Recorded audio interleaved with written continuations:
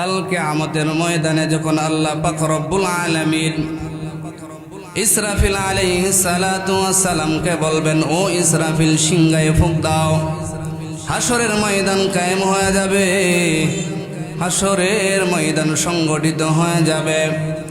আল্লাহ পাক রব্বুল আলামিনের আদেশ পাইয়া যখন সিংহার মধ্যে ফুঁক দেওয়া হবে, বাবা সকল কবরবাসীরা যখন কবর থেকে উঠতে লাগবে, কবর থেকে উঠতে থাকবে, সকল কবরবাসীর চেহারার মধ্যে পেরেশানির ছাপ বসে যাবে।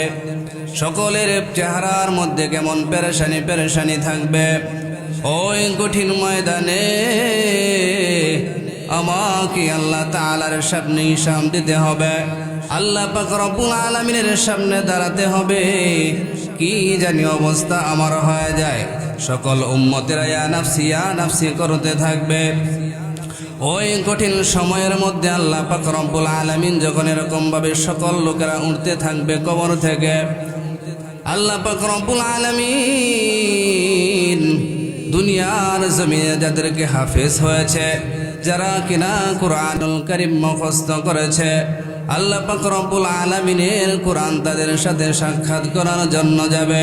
কুরআনুল কারীম গিয়া বলবে, ও হাফেজে কুরআন, দেখো তো তুমি আমাকে চিনতে পারো কিনা। কুরআনের হাফেজ বলবে, না না, তোমাকে আমি চিনতে পারি না, তুমি কে। কুরআনুল কারীম আবার যখন যাবে দ্বিতীয়বার একই প্রশ্ন করবে, আমাকে চিনতে পারো কিনা। ওই বান্দাটা বলবে, না না, তোমাকে আমি চিনতে পারি নাই। তৃতীয়বার যখন যাবে বলবে, ও আল্লাহর বান্দা গুলাম, দেখো তো আমাকে তুমি ভালো করে চিনতে পারো কিনা।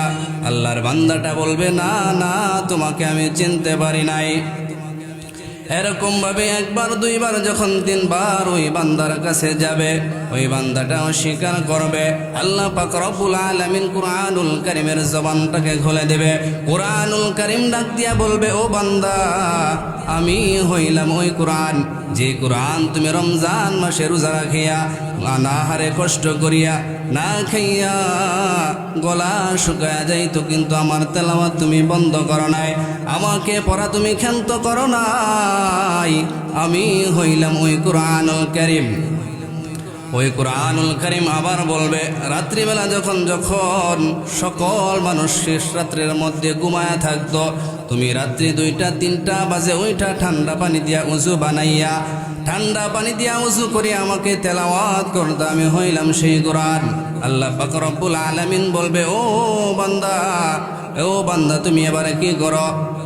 ওই কুরআনুল কারীম ওই বান্দার জন্য আল্লাহ তাআলার কাছে সুপারিশ করবে। আল্লাহ তাআলার কাছে সুপারিশ করবে, বলবে, ও বান্দা, তুমি যাও, এখন জান্নাতের মধ্যে চলে যাও। আল্লাহ পাক রব্বুল আলামিন বলবেন, ও বান্দা, তোমার সিংহাসনের মধ্যে তুমি চলে যাও। ওই বান্দাটা স্থির হয়ে দাঁড়িয়ে যাবে। আল্লাহ পাক রব্বুল আলামিন বলবে, কেন দাঁড়িয়ে আছো।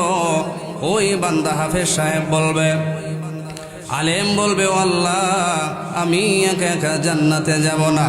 আল্লাহ পাক রব্বুল আলামিন বলবে, তাহলে কাকে নিয়ে তুমি জান্নাতে যাইবা। ওই বান্দাটা বলবে, আল্লাহ, তুমি না বলেছো এমন 10 জনের ব্যাপারে আমাকে সুপারিশ করার ক্ষমতা তুমি দান করবা। হাফেজকে কুরআনের হাফেজকে 10 জন মানুষের জন্য সুপারিশ করার ক্ষমতা তুমি দিবা, আজকে কেন আমাকে ক্ষমতা দিচ্ছ না। আল্লাহ পাক রব্বুল আলামিন বলবে, ঠিক আছে, যাও, তোমাকে ক্ষমতা দেওয়া হলো।